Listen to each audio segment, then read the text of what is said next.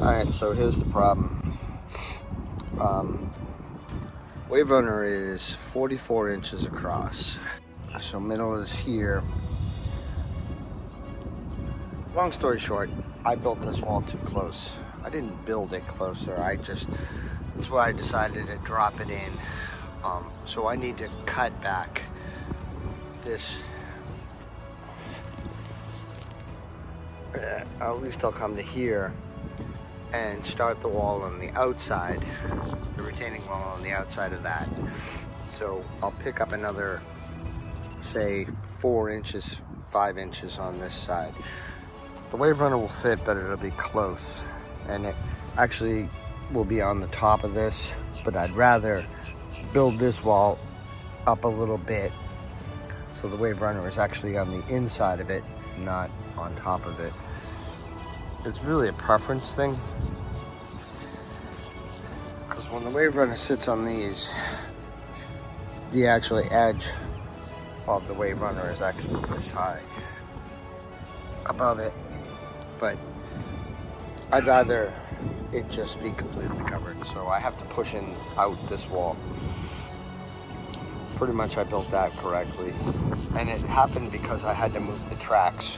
Remember, the tracks were originally here, and then I decided that was too narrow, so when I pushed this out, I really didn't compensate and dig this wall out the way I should have, and now it's biting me in the ass, but no big deal. Again, this shit is better to notice before you start concreting and stuff like that. So there you go, another problem. Alright, so problem solved. Wall moved. It didn't seem big, but it was to me. So now, if you figure dead center of wave runner is 22, the wave runner is 44 inches wide. So that gives me just an extra 4 or 5 inches of just room there. I mean, there's plenty of room over here.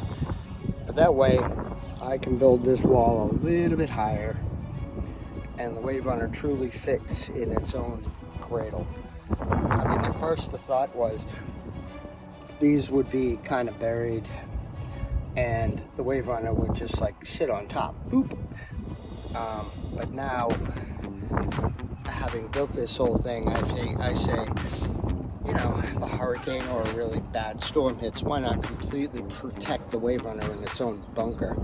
I mean, with one of these category 5s, Jen and I may end up hiding in this bunker much on its way to being done. Just needs all the fancy lights that I'm going to start working on to light up the whole thing, and then pour the concrete floor, which is easy. Oh, there it is. What I like most about it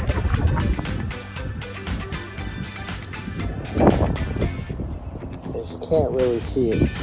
See that? If you're looking, you can't even tell the wave runner is going to be in there, and that's my whole effect I was going for.